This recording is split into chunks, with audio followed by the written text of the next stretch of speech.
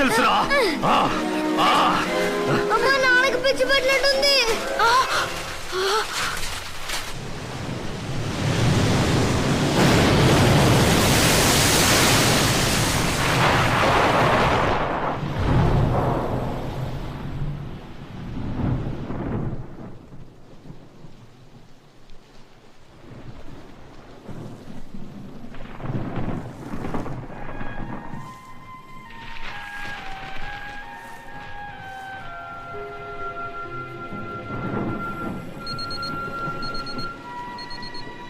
Happy birthday Hari.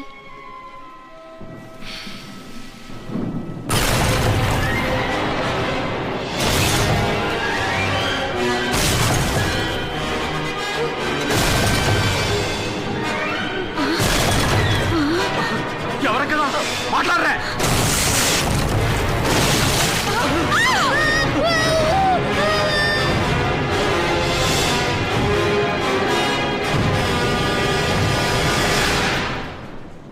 I'm sorry.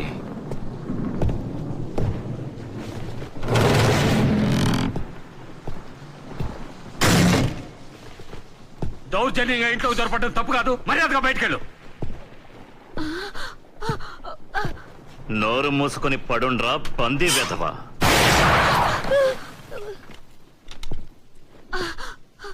నిన్ను చిన్నతనంలో ఇక్కడ వదిలిపెట్టేప్పుడు చూశాను హ్యారీ పాటర్. నువ్వేదో సన్నగా నాజుగ్గా ఉంటావనుకుంటే ఇలా లావుగా పొట్ట పెంచుకుని ఉన్నావేంటి? నేను కాదు హ్యారీ పాటర్ని. నేను. నువ్వే అయ్యుంటావు. నేను నీ కోసం ఓ ప్రత్యేకమైన కానుక తెచ్చాను. బహుశా నేను తెచ్చిన కానుక నీకు నచ్చుతుందనుకుంటాను. దీన్ని స్వయంగా నేనే తయారు చేశాను. విప్పి చూడ.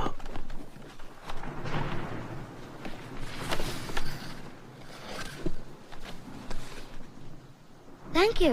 సరిగ్గా ఈ రోజుతో నీకు 11 ఏళ్ళు వచ్చాయనుకుంటాను. అవునా?